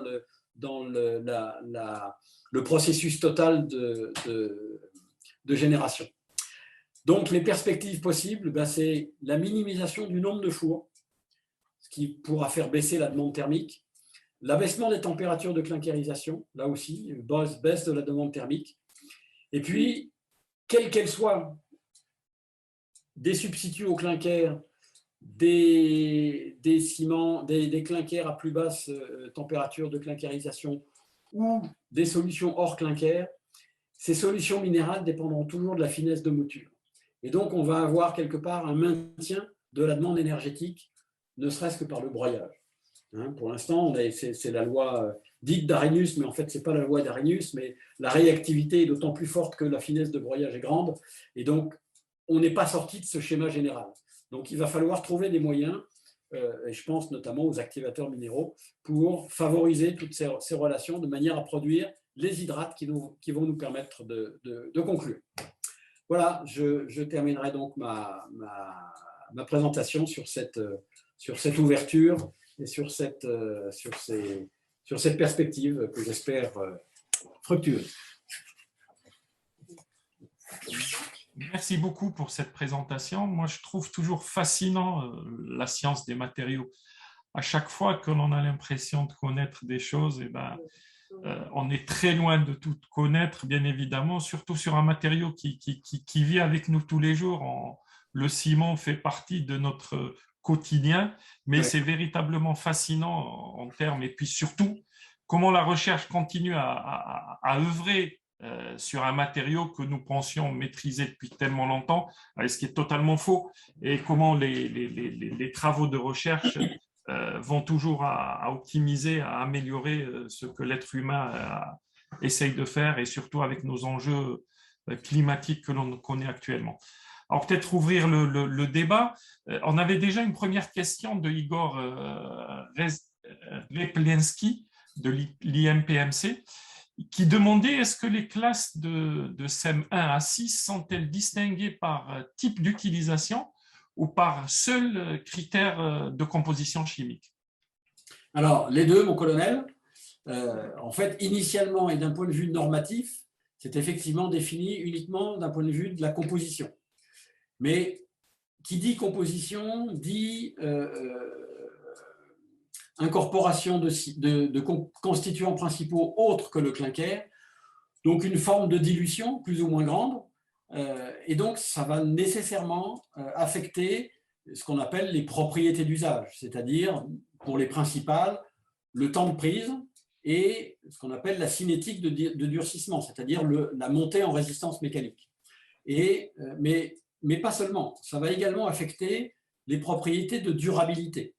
Et pour prendre un exemple très contrasté, entre un ciment CEM1 qui ne contient que du clinker et un ciment CEM3 qui va contenir du clinker et du laitier à 40 ou 60% ou 70%, mais il se trouve que le laitier, compte tenu de son hydrolycité potentielle, va fournir dans son mécanisme d'hydratation, déshydrate avec une microstructure qui va être extrêmement résistante aux agents agressifs. Et donc, on va utiliser effectivement de manière plus grande les ciments CEM3 pour les applications en sous-sol, les ciments de fondation, et ce d'autant plus que, comme la cinétique de durcissement est un peu plus lente, bon, à partir du moment où on fait la fondation, pendant que le durcissement se fait, on peut préparer une autre partie du chantier, et à ce moment-là, quand on revient sur la fondation, elle a acquis son niveau de résistance, et on est parfaitement fondé à pouvoir construire l'élévation en toute sécurité. Donc voilà, alors ce qui est valable pour les CEM3 est également valable pour les CEM5 ou pour les CEM2. Aujourd'hui, la catégorie de ciment la plus couramment utilisée, c'est le CEM2 au calcaire. CEM2, alors en CEM2A ou en CEM2B, mais voilà, parce que c'est aussi le matériau, le calcaire était le matériau le plus courant et le moins porteur de CO2. Mais effectivement, on a j'ai une présentation que je pourrais mettre à disposition, si vous voulez, qui explique un petit peu dans quelles sont les applications préférées des différentes catégories normatives de ciment. Merci. Est-ce qu'il y aurait d'autres questions? Oui, Abbé. Oui, alors en attendant éventuellement d'autres questions, j'ai plusieurs questions. J'aimerais d'abord remercier Laurent pour cette présentation. La prochaine fois que j'utilise du prompt chez moi pour bricoler, je saurai de quoi il s'agit. En fait, la première question reprend sur la question précédente. Donc, on a vu ces différentes classes, hein, CM1 à 6. Mais je n'ai pas très bien compris, est-ce que ces différentes compositions, comment ça change les propriétés mécaniques en fait? Parce que est-ce que utiliser le 1 ou le 2 ou le 5, ça me limite à quelques utilisations, ou est-ce que les propriétés mécaniques sont gardées? Alors, en première approximation, les propriétés mécaniques vont être conservées dans tous les cas. Là aussi, en fonction de la finesse de mouture du ciment, avec une même composition, selon qu'on va broyer le ciment plus ou moins grossièrement ou plus ou moins finement, on va pouvoir obtenir différents niveaux de performance finale. D'accord ? On mesure la performance, donc je vous ai dit tout à l'heure au début de l'exposé que quand on rentrait en cimenterie, on se mariait avec le temps. Et donc, pour pouvoir comparer les ciments les uns aux autres, on a besoin de faire nos mesures d'acquisition de résistance à des échéances qui sont maintenant contractuelles. 1 jour, 2 jours, 7 jours, 28 jours et éventuellement 90 jours. D'accord ? Et donc, l'échéance contractuelle aujourd'hui, c'est 28 jours, donc 1 mois. Et on peut avoir des niveaux de résistance de, là aussi c'est normatif, hein, 52 mégapascales, enfin 52,5, 42,5, 32,5 et éventuellement 22,5. Donc, si vous avez besoin pour faire un mur de clôture du jardin, etc., on va utiliser un ciment de classe 22,5. Ça va suffire amplement puisque on n'aura pas besoin de supporter des charges très, très, très, très lourdes. Donc, on va utiliser les différents grades de résistance en fonction du type d'application. Après, ce qui va différencier le choix du ciment, ça va être vraiment la combinaison entre performance mécanique au sens premier du terme et les performances de durabilité. Hein, quand on veut faire un tunnel, si on peut faire du béton projeté, par exemple, quand on fait un tunnel et que on va regarder le profil en long des formations géologiques qui vont être traversées, et je peux vous dire que c'est regardé de manière extrêmement précise par les responsables du chantier. Hein. Il y a des sections, il y a des services géologiques qui regardent ça de manière très, très, très précise, de manière à évaluer la compatibilité entre le support et le béton projeté. Et si on a effectivement des traversées de couches de gypse, on va prendre des précautions et on va mettre plutôt du ciment ou laitier ou du ciment ou laitier ou au cendre ou du ciment à la pouzzolane. Il y a un troisième facteur qui va rentrer en ligne de compte, c'est que tous les ciments sont en principe disponibles sur toute la France, mais il n'y a pas d'huile laitier partout, ou il n'y a pas de la pouzzolane partout. Donc ça va aussi, la disponibilité locale des matériaux va aussi interagir et conditionner la nature du choix final. D'accord. Bon, je vais peut-être garder mes autres questions pour après. Il y a une question d'Igor, je pense. Oui, tout à fait. Ouais. Oui, merci. Oui, je voulais vous demander, monsieur Isoré, si vous saviez si les industries cimentières recrutaient beaucoup de chercheurs pour faire leur R&D, parce que voilà, par comparaison, je connais par exemple Saint-Gobain et Air Liquide qui recrutent beaucoup, des centaines de doctorants et d'ingénieurs pour faire leur R&D. Et par contre, je ne connais pas du tout les groupes cimentiers. Et voilà, c'est ça ma question. Alors, oui, il y a des recrutements dans l'industrie cimentière, mais c'est assez sporadique, on va dire. Je vais parler de mon analyse personnelle qui n'engage que moi. Hein. Je n'ai pas de mandat en tant que représentant du SFIC sur ce que je vais dire, mais je pense que l'industrie cimentière, stratégiquement, se concentre sur son métier premier et a quelque part, entre guillemets, abandonné une R&D prospective et innovative et va rester sur une R&D beaucoup plus traditionnelle, c'est-à-dire pour aller vérifier ses propriétés traditionnelles et constructives, c'est-à-dire les résistances mécaniques et puis la durabilité. L'innovation viendra forcément de l'extérieur. D'accord, merci. Mais bon, comme vous l'avez noté, effectivement, je viens de placer une de mes doctorantes chez Saint-Gobain. Et Saint-Gobain aujourd'hui, où l'Air Liquide reste effectivement des sociétés qui embauchent beaucoup plus que l'industrie cimentière. Merci. On a une question de la part de Kendall. Je pense que je n'écorche pas le nom. Si c'est le cas, je m'en excuse. Bonjour, est-ce que d'autres approches qui permettraient de réduire l'empreinte carbone seraient envisageables à l'échelle industrielle? Je pense à la captation du CO2 dégagé et son traitement par électrochimie, par exemple, qui permet sa réduction de nouveaux produits utilisables dans la production de matériaux. Alors, oui, et ce que je vais dire va reboucler avec ce que je viens de dire sur la notion de R&D et finalement d'externalisation de l'innovation. Vous l'aurez compris, le CO2 est vraiment le défi majeur de l'industrie cimentière. Et pourtant, on ne voit pas vraiment de ruée vers le CO2 de manière massive avec injection de capitaux, etc. Ça vient de l'extérieur. C'est-à-dire qu'il y a un certain nombre de startups qui proposent aujourd'hui des solutions. La dernière en date que j'ai vue est une solution de piquage du CO2 à la cheminée et réinjection au niveau du broyeur à ciment. C'est-à-dire qu'on n'aurait plus non plus un broyage sous flux d'air, mais un broyage sous pression partielle de CO2, de manière à venir carbonater dès le niveau du broyage les matières qui sont carbonatables. Le laitier, évidemment pas le calcaire, hein, mais le laitier, les cendres volantes, la pouzzolane.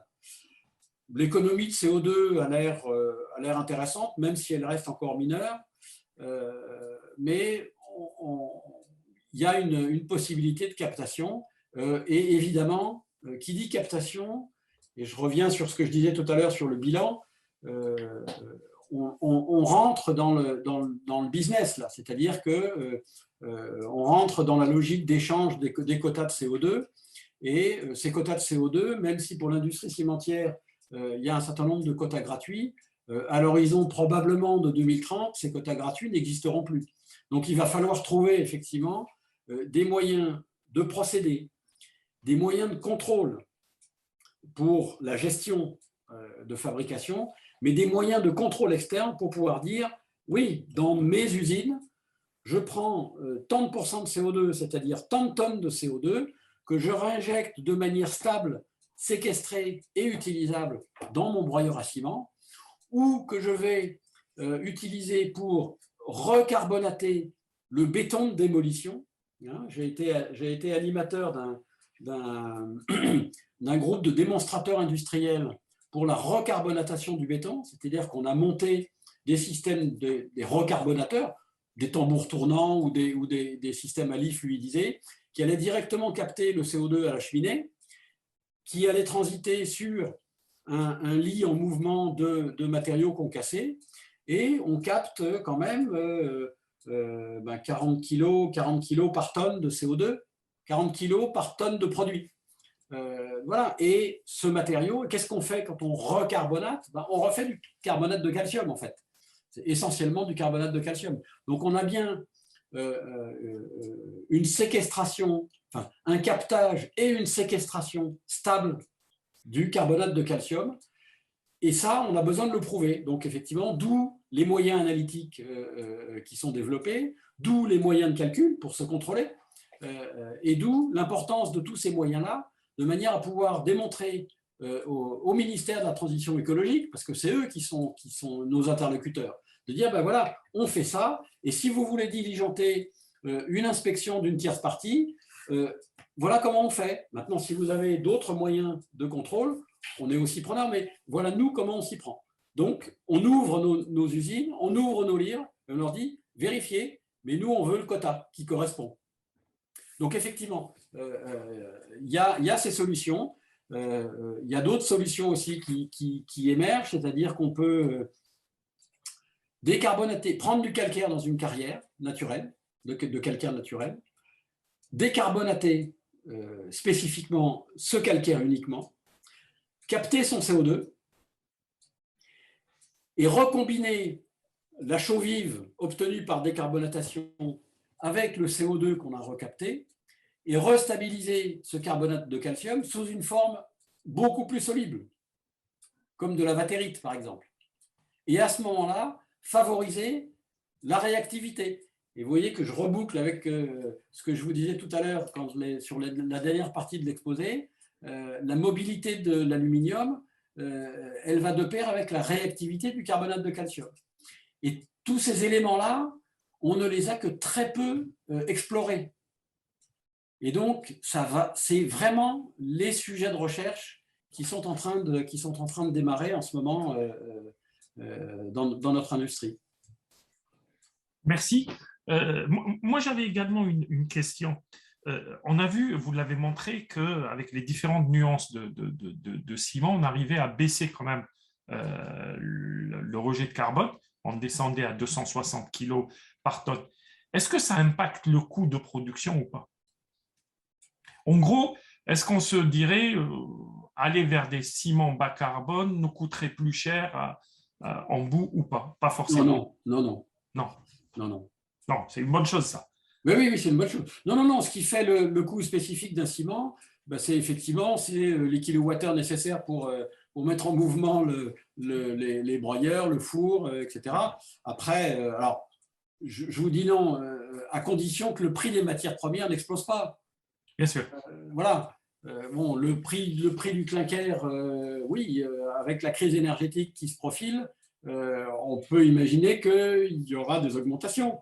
Le laitier aujourd'hui, il est à un certain prix. Il se profile chez ArcelorMittal l'électrification des hauts fourneaux. Qui dit électrification des hauts fourneaux dit un changement relativement radical dans le process de fabrication de la fonte et de l'acier, et donc qui dit un changement de composition chimique du laitier de hauts fourneaux. Et qui dit changement de composition chimique dit en particulier moins de calcium dans le laitier. Donc du coup, le laitier qui était une matière à hydrolycité latente, si on lui retire son calcium, eh ben, il va devenir peut-être seulement pouzzolanique, donc peut-être moins réactif. Et donc, quantitativement, moins de laitier. Et donc, peut-être qu'il va y avoir de la spéculation. Mais ça, on peut pas. On essaye au maximum de nous préserver de ces effets de spéculation. Mais voilà, on n'est pas maître de ces éléments-là. Bien sûr, bien sûr. D'autres questions? Alors, je peux Oui. peut-être reprendre, Zoher, si tu veux. Bien sûr, bien sûr. Oui, donc, bon, l'industrie cimentière, le béton, bon, il y a le problème du CO2, mais il y a aussi un autre problème environnemental, surtout pour le béton, c'est le sable, en fait. Et ces ciments bas carbone, par exemple, est-ce qu'ils utiliseraient plus de sable ou moins de sable? Est-ce que ou en fait, c'est pas du tout corrélé? Non, ce n'est pas du tout corrélé. En fait, le sable, c'est vraiment pour le béton. D'accord. D'accord. Le ciment, on n'utilise pas de sable. Ça, d'accord, mais quel que soit le ciment, on aura besoin de la même quantité de sable, en fait.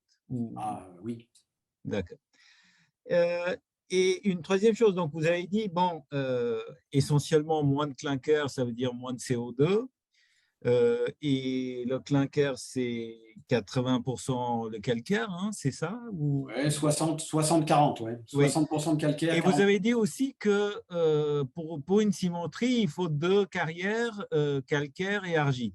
Ouais. Donc, si on va vers très bas calcaire, est-ce qu'il faut changer l'endroit où on met la cimenterie? Qu'est-ce que ça implique? Si on va vers très bas calcaire, c'est ça que vous avez dit? Oui, oui, ben, sur les ciments bas bas carbone. carbone, est-ce que ça veut dire qu'il faut déplacer la cimenterie ailleurs? Pas nécessairement. D'accord. Pas nécessairement. Donc, on peut effectivement amener les autres produits sur place sans vraiment… Oui, en fait, si vous voulez, la répartition géographique des cimenteries se corrèle très bien avec la géologie locale. D'accord, donc en fait, les autres produits ne sont pas très loin, quoi. C'est ça. Et, Oui. Et c'est la même chose pour les autres industries. Là, je prépare un grand projet là, sur l'utilisation du verre recyclé, du verre creux d'emballage comme constituant principal du ciment. On a superposé, évidemment, la première question qu'on a posée, c'est où sont les verreries, où sont les centres de recyclage du verre. Et en fait, ça se superpose avec la carte de distribution des cimenteries. Donc, on est très content parce qu'on aura des sources relativement locales. Et donc, ça, c'est plutôt sympathique. D'accord. Alors, j'ai une petite question et une question un petit peu plus longue pour finir. Donc, la petite question, c'est, donc, si j'ai bien compris, en fait, dans l'industrie cimentière, la captation du CO2, le piquage du CO2 est relativement facile parce que c'est localisé vraiment où il y a le four, hein, en fait. Oui. Le problème, c'est qu'est-ce qu'on en fait avec après. C'est plutôt exactement. ça. Ouais. Exactement. Donc, si on trouve des procédés, là, il y aurait moyen effectivement de diminuer énormément parce que la captation, le piquage est facile et localisé. En fait. Oui, tout à fait. Mais moi, c'est un peu mon credo depuis 20 ans. Je dis, mais la seule manière de décarboner l'industrie cimentière, c'est de plugger la cheminée. Voilà. Et plugger la cheminée, ça veut dire quoi? Ça veut dire prendre le CO2 et, si possible, le recombiner avec du calcium pour refaire du carbonate. Carbonate qu'on va pouvoir utiliser à 2 endroits dans la cimenterie, au cru et dans le ciment. Ouais. Vous voyez? Oui. Et ce que je pense toujours, mais ça fait 20 ans que je le pense, c'est qu'on n'a encore pas initié de projet de recherche, alors j'ai probablement été un mauvais avocat, mais qui combinerait la biologie, la catalyse et la chimie douce des solutions.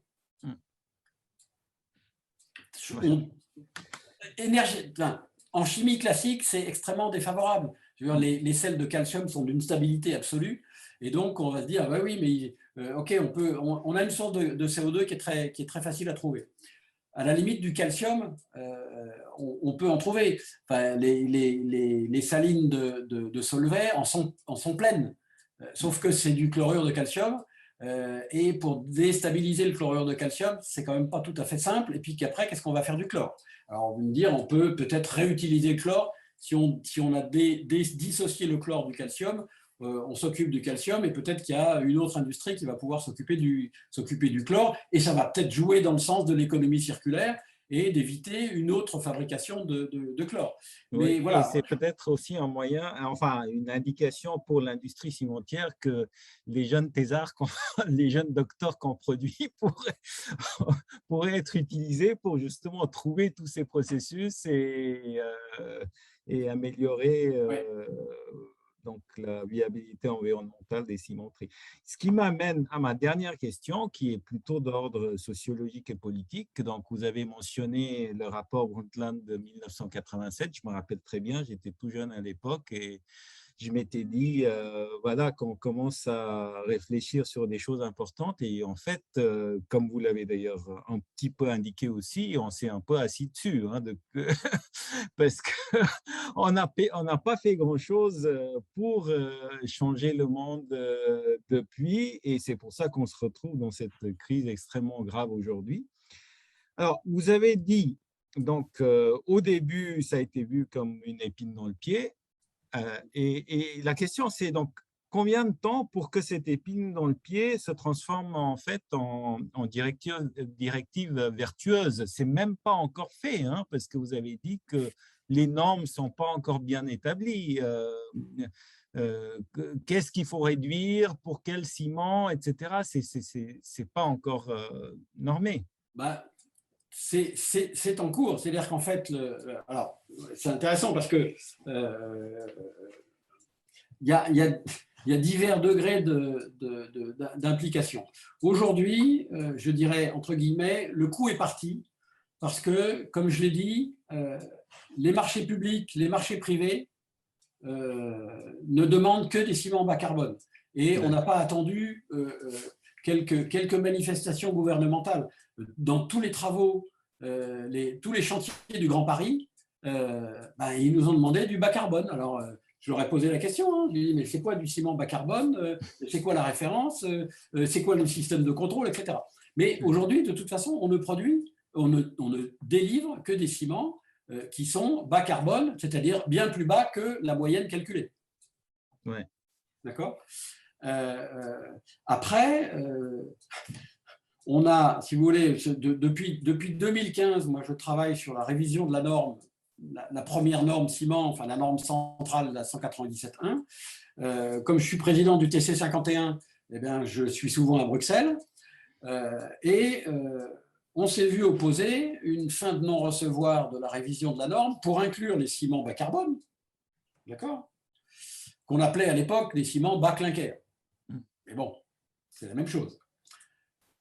Et puis finalement, on s'est vu une fin de non-recevoir pour des questions purement légales et administratives. C'est-à-dire que vous proposiez une norme bas carbone, oui, et l'Europe a dit non. Ben oui, l'Europe a dit non parce que légalement, ce n'était pas tout à fait bien calé, etc. Bon, et j'aurais dit, mais attendez, vous ne pouvez pas faire des injonctions à l'industrie en disant dépêchez-vous de décarboner et nous dire, pour des raisons administratives ou éventuellement légales, non, on ne va pas vous accepter votre norme. Donc, qu'est-ce qu'on a fait? On a contourné. Dans le système normatif européen, il y a ce qu'on appelle les normes dites harmonisées. Harmonisées, c'est-à-dire qu'elles s'appuient sur le règlement produit de construction, qui est la base légale, juridique de l'Europe. Donc, la norme 197.1 est une norme harmonisée. Donc, on s'appuie sur le règlement produit de construction, qui est tout à fait indigeste, mais bon, il faut bien en tenir compte. Et face à cette fin de non-recevoir de l'Europe, on s'est dit, après tout, la normalisation, ça n'est jamais qu'une démarche volontaire. Faisons la démarche volontaire. On fait une norme complémentaire à la norme 197.1, une norme non harmonisée. Et donc, comme elle est non harmonisée, ça va être beaucoup plus vite parce qu'on va s'économiser tous les allers-retours, toutes les navettes avec le règlement produit de construction, qui est un document parfaitement indigeste et extrêmement complexe. Et on a fait ça. Sauf que, qui dit produit de construction, dit marquage CE. D'accord? Et le marquage CE, c'est vraiment une marque importante. Mais comme on a fait une norme non harmonisée, on n'avait donc plus le marquage CE. Et qui dit absence de marquage CE, dit entorse totale au principe de libre circulation des biens et des personnes. Et donc, on se demandait comment on allait gérer la situation. Et on a dit, bah, c'est très simple. J'ai fait prendre à mon comité technique un engagement formel que l'on peut tracer, c'est dans les comptes rendus de la réunion, en disant, tous les représentants de chacun des pays de l'Union s'engagent, une fois que la norme non harmonisée sera publiée, à la transformer en norme nationale, de manière à pouvoir garantir que dans chaque pays de l'Union, les mêmes ciments, avec les mêmes compositions, seront bien fabriqués. D'où l'intérêt de la norme de composition. Ouais. D'accord? Et donc, on a contourné, mais avec la bénédiction du Comité européen de normalisation. On leur a dit, écoutez, bon, voilà, nous, on veut vraiment produire des ciments bas carbone, voilà comment on va s'y prendre. Et ils nous ont dit, bah, de toute façon, vous n'avez pas le choix, il n'y a que ça. D'accord? Et il y a eu ensuite récemment, comment ça s'est passé? C'était avec le ministère de la Transition écologique. Le ministre nous a dit, oui, oui, dépêchez-vous de produire vos normes ciment, c'est une urgence absolue. Et on a répondu, ben la voilà. Et bon, on ne s'est pas fait un ami ce jour-là parce qu'il s'est trouvé un peu bête, il dit, mais je n'étais pas au courant. Voilà, donc il y a différents niveaux de communication qui ne sont pas tous connectés, mais voilà, donc tout ça, pour en revenir à votre question principale, donc effectivement, le coup est parti. Ce qui va faire le driver principal, c'est effectivement la notion de marché, c'est-à-dire que c'est le marché qui va demander ça, au-delà des directives gouvernementales. D'accord.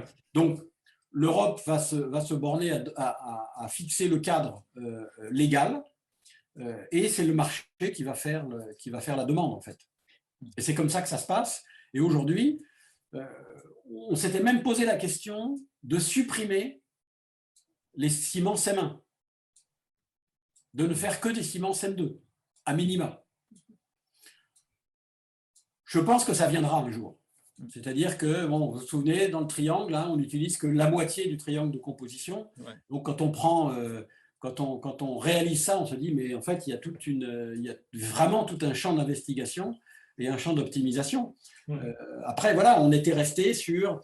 Et ça, c'est une petite musique qui court, y compris en Chine. Quand j'y suis allé, la dernière fois que j'y suis allé en 2018, j'ai été interpellé par plusieurs entrepreneurs qui me disaient, mais vous faites tous la course à la performance initiale, vous voulez tous décoffrer les bétons à 24 heures, enfin maintenant c'est 12 heures, voire même 8 heures. Il y a des gens qui nous demandent de retirer les branches à 8 heures.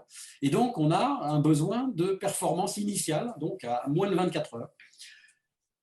Alors, c'est très bien parce qu'on y arrive. Hein. On broie un peu plus fin, on met quelques activateurs, très bien. On fait éventuellement de la thermoactivation, et là, on est vraiment dans la loi d'Arrhenius. Sauf que, sur le long terme, on perd en durabilité. Et donc, il y a des gens qui nous disent, mais est-ce qu'on a vraiment raison de vouloir à tout prix faire cette course aux résistances initiales, à la performance absolue, quasiment immédiate? Voilà, donc c'est un petit peu comment on appelle ça, dans les réseaux sociaux, là, ce truc instantané, là. Le Twitter du ciment, c'est un peu ça, quoi. Est-ce qu'on a raison de tweeter du ciment? Est-ce qu'on a raison de tweeter du béton? Est-ce que finalement, on ne pourrait pas revenir à ce que faisaient les Romains? Alors, peut-être sans aller à cette extrémité-là, mais disons à se redonner un petit peu de temps pour faire en sorte qu'on puisse utiliser des matériaux qui soient plus environnemental friendly. Tout à fait, je pense que c'est ça la réponse à la question. Voilà. Merci beaucoup. Alors, si je peux ajouter quelque chose, parce que là, on a parlé effectivement, parce que c'était le sujet de la discussion, c'était la thématique d'aujourd'hui, mais il y a une thématique qui est en train de monter dans l'industrie cimentière, c'est l'impact du ciment sur la santé humaine et l'environnement. Et on a, je vous garantis, des sujets d'une technicité absolue et qui vont nécessiter l'embauche de doctorants bien calibrés. Je veux parler, par exemple, de la distribution de taille nanoparticulaire des ciments. A priori, on n'est pas nano parce que les conditions de fabrication font que on a une distribution de taille en nombre qui est globalement gaussienne, qui est centrée sur 200 à 250 nanomètres, et que la définition d'un nanomatériau, c'est qu'il faut avoir au moins 50% de particules en nombre de taille inférieure à 100 nanomètres. Ce n'est pas notre cas, nous, c'est au maximum, allez, dans les ciments les plus fins, quand c'est 20%, c'est vraiment le grand maximum. Mais on a besoin de doctorants qui savent manipuler ces ordres de grandeur de dimension, qui comprennent la relation entre ces ordres de grandeur de dimension et le procédé, de manière à aller discuter avec les gens qui font les lois, parce qu'on a là aussi des ayatollahs qui sont prêts à des fois raconter pas mal d'inepties. Donc voilà, on a les nanos, on a toutes les particules cancérigènes. Donc, on a eu le titane, nanoparticulaire, là, sauf qu'on est dans la minéralogie. Le titane qui est intéressant, c'est le polymorphe anatase. C'est pas le rutile, c'est pas la bronchite. Et donc, là aussi, on a besoin de gens qui comprennent ce que c'est qu'un polymorphe. Hein, et qui sont capables de dire, oui, alors, sous une forme nano ou pas nano, on a besoin de ça. Et ça va même encore plus loin parce qu'on a des gens aujourd'hui qui vous expliquent avec beaucoup de doctes explicites que finalement, on peut très bien contrôler un matériau et le contenu en nanomatériaux avec son analyse chimique. Et j'en suis, moi, aujourd'hui, à écrire des notes techniques pour expliquer ce qu'est une analyse chimique par fluorescence X, qu'est-ce qu'on dose réellement, comment on exprime une analyse chimique en pourcentage pondéraux de poids d'oxyde, et que ce n'est pas parce qu'on a SiO2 égale tant de pourcents ou TiO2 égale tant de pourcents qu'on a nécessairement la phase minéralogique dans le produit, mais que c'est simplement, voilà, ça fait partie des conventions d'expression de l'analyse chimique, et on a besoin de plus en plus de gens qui maîtrisent ces notions-là. D'accord ? Donc, c'est typiquement des doctorants en géochimie, minéralogie, géologie, parce que même si, a priori, il n'y a peut-être pas chimie, pas forcément de relation directe, en tout cas, ces concepts-là sont bien maîtrisés et on va avoir besoin, mais dans un futur assez proche, de gens qui maîtrisent ces concepts-là, parce que de manière très transparente avec vous, pendant un moment, la notion de chercheur a été était une notion tout à fait négative dans l'industrie, et donc on a cherché des gens qui étaient plus des managers que des managers généralistes. Et ben, aujourd'hui, on paye un petit peu le prix de ça, parce que on a des gens qui peuvent soit faire des réglementations, soit qui gèrent les dossiers de manière généraliste, en ne connaissant pas du tout toutes ces notions-là. Et c'est une vraie catastrophe, parce qu'on peut se voir imposer des véritables non-sens. Ça, je suis bien d'accord. Et ça, c'est une réponse à la question d'Igor, en fait. Oui. Igor ? Oui, merci. Oui, donc du coup, par rapport à ce besoin, ce serait un besoin, donc, si j'ai bien compris, réglementaire et de contrôle qualité. Mais donc, j'ai pas trop compris si vous pensiez qu'il y aurait une demande d'experts, donc de doctorants, dans les institutions publiques de contrôle ou même dans les entreprises pour leur propre contrôle qualité. Alors oui, c'est dans les deux. C'est à la fois dans les organismes de contrôle, type CSTB par exemple, ou même Bureau Veritas, parce que quand on parle par exemple d'impact sur la santé, il va falloir faire des mesures de contenu en métaux lourds, de lixiviation, qu'il va falloir maîtriser parfaitement ce que l'on fait dans la lixiviation, parce qu'il y a au moins maintenant 6 normes européennes qui définissent des essais de lixiviation sous différentes conditions, avec des matériaux conditionnés de manière différente. Donc, il faut comprendre ce qui se passe, faire la relation avec les propriétés d'usage et la manière dont on va utiliser les matériaux. Donc ça, c'est à la fois côté recherche dans les sociétés cimentières, parce que les sociétés cimentières vont avoir besoin de démontrer le bien fondé de ce qu'elles avancent. Aujourd'hui, c'est pas de données, pas de marché.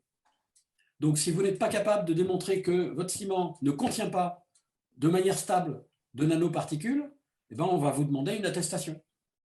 Et si vous n'êtes pas capable de la fournir, ben, si vous n'avez pas de données, ben, vous n'avez pas le marché. C'est-à-dire qu'on ne va pas vous acheter votre ciment. Si vous n'êtes pas capable de démontrer que votre ciment utilisé dans un béton, il a des propriétés de lixiviation qui font que l'eau qui va transiter dedans, dans un tuyau d'adduction d'eau, eh bien, il n'y aura pas les propriétés de lixiviation sont quasi nulles. Ben, si vous n'êtes pas capable de démontrer ça, on ne vous achètera pas votre ciment. Et puis, dans le système de certification français, il y a 3 niveaux. Il y a un niveau par tierce partie, qui est le niveau le plus élevé, c'est-à-dire que, c'est les deux, c'est-à-dire qu'il y a un système d'autocontrôle et il y a un système de tierce partie.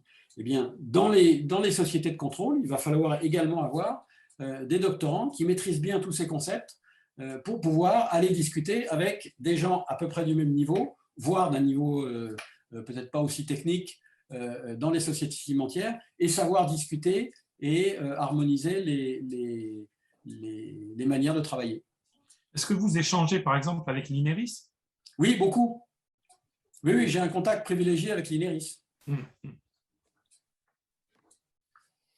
Bien. Est-ce qu'il y aurait encore d'autres questions? On arrive à 13 heures. Ouais. Déjà, merci beaucoup pour cette présentation. Moi, j'en avais d'autres, mais bon, je ne vais pas relancer. Vous avez cité le terme biomimétisme très rapidement. Oui. Et je ne sais pas qu'est-ce que vous aviez derrière qu'est-ce que vous mettez derrière ce terme? Ben, ce que je mets derrière ce terme, si vous voulez, ce qui m'a toujours étonné, c'est ce qu'on appelle le syndrome de la coquille d'huître, quoi. Quand vous faites la résistance à la flexion d'un calcaire, c'est assez faible. Quand vous regardez la résistance à la flexion d'une coquille d'huître, elle fait 3000 fois la résistance du calcaire. Donc on se dit, il y a un truc là.